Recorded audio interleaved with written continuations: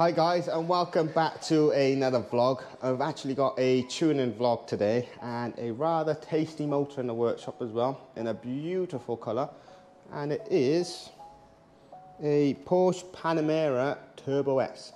So in terms of Porsches, this is probably the daddy in terms of like the executive stuff. Great motor, beautiful colour, and because obviously it's the Turbo S, it's got ceramics on it as well. So this is a 970 model. It's one of the last. It's a 16 plate 970.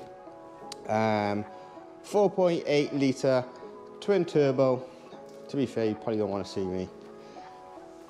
4.8 litre twin turbo, 550 horsepower this version, 750 newton meters. It's got a catback exhaust, but catback obviously doesn't do anything for performance. It's more just a sound benefit. But this particular customer as well, he's actually got a Lamborghini Urus, so he's obviously well into his motors, and this is his what he classes his daily run around. So pretty good run around. Very expensive on the fuel though, especially with today's prices, but does that really matter when you've got a Panamera Turbo S?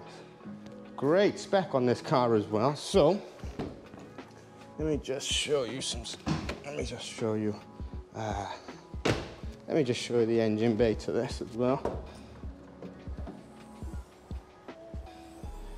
Beautiful, beautiful motor, big 4.8 litre Turbo S. It's quite nice with all these little carbon bits on here. But yeah, very big motor, but it's a very heavy car. I'm sure these are around about maybe 2.1 tons. Might be a lot of extra, but it's got obviously the air suspension, so you can sit it quite nice and low by just programming the modules. But today is in for PE ECU stage 1 tune. So we've already got a strap down on the dyno. As you can see, it's on our 2-wheel drive dyno, but the later 911s you can disable them on the diagnostics, which I'll quickly show you. So get some stock data out of it, prepare a base tune for it, slowly tweak it from there, and if we can get around about the 600 horsepower mark and a nice, I don't know, around about 120 newton meters, maybe a little bit more on the torque, should be good. But yes, let's crack on. So I'm just going to quickly show you on how to get these later Porsches into 2-wheel drive mode, so you can dyno them on a single roller. So we've got the autoler, Porsche stability management. I probably did this on my GTS dyno vlogs, but I've already done it. So you've got special functions, rolling test mode, and then I've actually already done it, but it's got Porsche stability management, rolling test mode, routine active, but I don't want to disable it because I've already set it up. But anyway, it gives you 2 different modes, whether it's 1 axle or 2 axle. Obviously we've got 1 axle, so I've enabled it already. So now we're ready to start some dyno testing.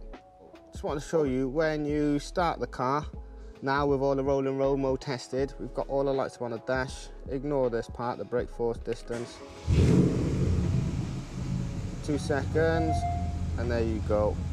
So basically this now tells us that the car is into rolling road mode, and how we set it up is for a single roller, which is obviously rear wheel drive on these things. Something which is really useful on these modern cars is to be able to disable it with the diagnostics. You can do it on 90% of the VAG stuff now, but with the Porsches, they actually rear bias. But yeah, really useful. So let's crack on with some stock logs and hopefully get pretty close to stock numbers. Right, so dyno's all set up. We're going to do our runs in 5th gear. We've already got a couple of stock runs. It's doing a tiny bit under factory on the horsepower, but a little bit over on the torque, which is to be expected. So we'll bring it up into 5th gear. Great sounding motor this. So nearly there. Got the brake on as well for this run. So in the 5th gear, let's see where it runs.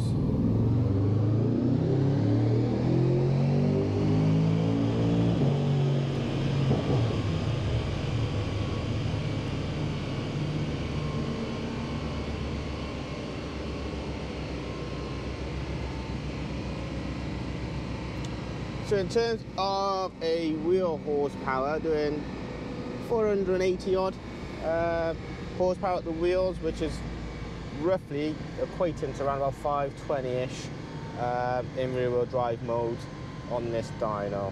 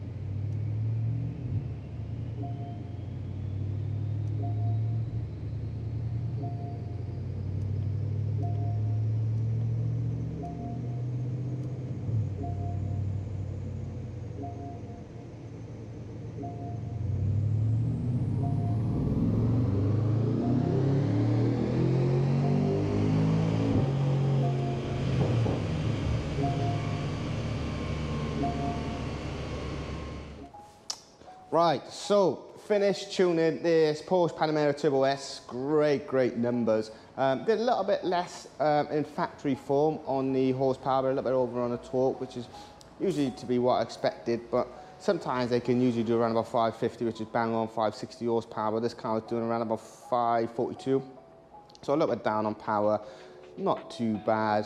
The car has just hit 18,000 miles and it is due a service, so maybe some fresh spark plugs, some fresh filters, maybe some upgraded filters might yield that extra little bit of horsepower which you lost from factory. But with the tune, great numbers. So here we have it. Let me see if I can get this for you. So we've got our stock power curve there and our stock torque curve there. So in stock form, 542 horsepower and 765 newton meters. So factory should be 550 and 750. So like I say, a little bit down on the power, but a little bit up on the torque. But as you can see, nice flat torque curve. You can see how much these cars are limited from factory.